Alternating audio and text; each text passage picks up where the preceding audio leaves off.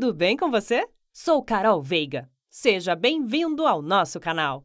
Esse canal foi feito para você, aposentado ou pensionista do INSS, que precisa estar bem informado sobre tudo o que acontece em relação aos seus benefícios e às notícias do INSS.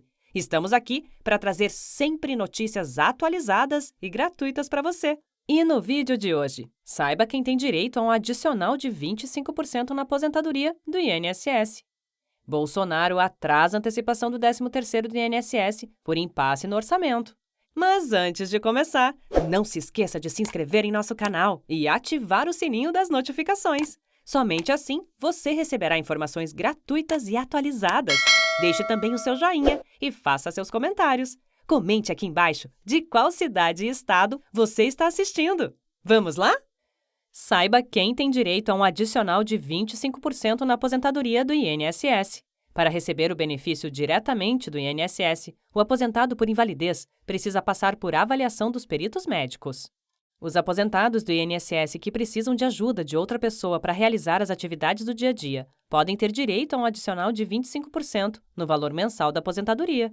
Segundo Maria Faioc, advogada especialista em direito previdenciário nas agências do INSS, esse adicional é garantido apenas aos aposentados por invalidez. Além disso, eles terão que comprovar que dependem de outra pessoa para fazer as atividades básicas.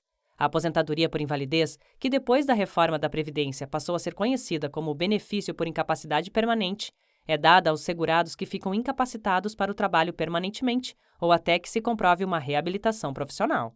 Como conseguir o adicional? Para receber o benefício diretamente do INSS, o aposentado por invalidez precisa passar por avaliação dos peritos médicos do Instituto. Faioc afirma que o aposentado por invalidez deve marcar uma perícia pelo site ou aplicativo Meu INSS. Outra opção é ligar para o telefone 135. No dia agendado, além dos documentos pessoais, é preciso apresentar laudos médicos que comprovem a necessidade de ajuda para tarefas do dia a dia. É importante levar um laudo ou um relatório médico atestando a necessidade de ajuda de uma outra pessoa para afazeres diários. O ideal é que o segurado consiga esse laudo com o médico responsável pelo tratamento, que poderá indicar todo o histórico da incapacidade. No laudo, quanto mais informações sobre a condição do aposentado, melhor, diz a especialista. O que fazer se o INSS negar o adicional? Se tiver o adicional negado na agência do INSS, a orientação da advogada é procurar a justiça. Como fica o valor da aposentadoria? Um aposentado que ganha o salário mínimo, que nesse ano está em R$ 1.100, por exemplo, passaria a receber R$ 275 a mais por mês, ou seja, um total de R$ 1.375. Mesmo que o segurado ganhe o valor máximo pago pelo INSS, hoje em R$ 6.433,57, é possível receber o adicional de 25% e ter um valor de benefício maior do que o teto previdenciário. O adicional vale para outras aposentadorias? Há uma discussão na Justiça sobre se o adicional vale para outras aposentadorias, como a por idade ou por tempo de contribuição. Em agosto de 2018, o STJ, Superior Tribunal de Justiça, decidiu ampliar o direito do adicional para todos os tipos de aposentadoria. Em dezembro do mesmo ano, a AGU, Advocacia Geral da União, pediu ao STF, Supremo Tribunal Federal, que suspendesse os processos que tratavam sobre esse tema, alegando impactos aos cofres públicos. Em 2019, a primeira turma do Supremo atendeu o pedido da União. O advogado previdenciário Rômulo Saraiva afirma que, desde então, os processos que pedem o adicional de 25% para outro tipo de aposentadoria estão à espera de uma decisão final. Não há data para o julgamento. Para Saraiva, mesmo sem uma decisão final, os segurados que querem pleitear esse adicional devem entrar com ação. Embora haja imprevisibilidade sobre quando isso vai ser julgado, a partir do momento que você entra com a ação, caso esse direito seja reconhecido, você tem direito às parcelas vencidas. Fonte CNN Brasil. Bolsonaro atrasa a antecipação do 13º do INSS por impasse no orçamento.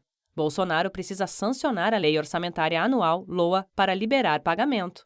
A promessa do presidente Jair Bolsonaro de liberar a antecipação do pagamento da primeira parcela do 13º a aposentados e pensionistas do INSS ainda esta semana, caso o orçamento fosse aprovado no Congresso Nacional, gerou grande expectativa nos beneficiários. Agora é motivo de frustração. A Lei Orçamentária Anual, LOA, que estabelece os orçamentos da União, passou pelo Congresso, mas não foi sancionada pelo presidente, o que, na prática, impede a liberação dos recursos. A medida faz parte das ações adotadas pelo governo federal para tentar minimizar os impactos econômicos gerados pela pandemia de Covid-19. A antecipação do 13º salário do INSS já foi confirmada pelo ministro da Economia, Paulo Guedes, que chegou a mencionar que o pagamento antecipado poderia injetar até 50 bilhões de reais na economia.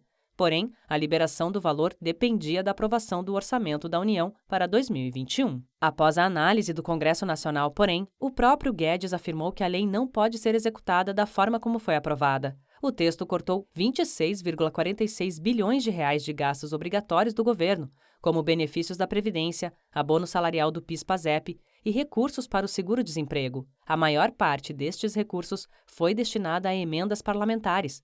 Por isso, deputados foram ao Tribunal de Contas da União, TCU, para alertar que a proposta de orçamento poderia gerar crime de responsabilidade fiscal. Negociação de vetos. Para Ana Cláudia Além, economista e professora de Finanças Públicas do IBMEC Rio de Janeiro, o governo ainda está tentando negociar vetos e trechos do orçamento com o Congresso e busca evitar ainda mais desgaste político. Mas a antecipação da primeira parcela do 13º salário só poderá ser liberada depois de o governo resolver o problema das despesas obrigatórias. O problema é que eles não previam que o orçamento fosse aprovado dessa forma. As alterações no Congresso levaram o dinheiro da União para as emendas parlamentares e há um corte de algumas despesas obrigatórias, como Previdência, ressalta a economista.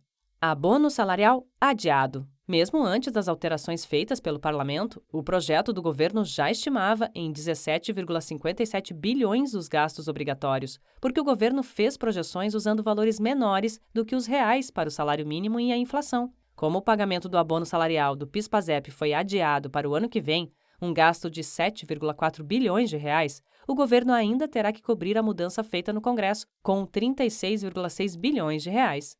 Para cumprir o teto de gastos, para honrar despesas obrigatórias, o governo terá que fazer um contingenciamento de despesas discricionárias, também chamadas de custeio e investimento, aquelas que o governo pode ou não executar. O corte vai ter que ser tão forte que pode inviabilizar o funcionamento da máquina pública. Sem resolver isso, a antecipação para aposentados não sai, explica Ana Cláudia Além, especialista em finanças públicas. Pagamentos em anos anteriores. O pagamento antecipado do 13º salário do INSS também foi realizado no ano passado. Na época, a primeira parcela foi liberada em abril e a segunda em maio. Por esse motivo, a expectativa era que, neste ano, as parcelas também sejam pagas no primeiro semestre. Sem antecipação, o pagamento do 13º salário do INSS já acontece em duas parcelas. A primeira é paga no mês de agosto, setembro e a segunda em novembro, dezembro. Fonte IG Economia. E então, o que você achou deste conteúdo? Espero que você tenha gostado. Para mais notícias como estas, não se esqueça de se inscrever em nosso canal e ativar o sininho das notificações. Assim você fica por dentro de todas as notícias que trouxermos aqui no canal. Obrigada e até logo!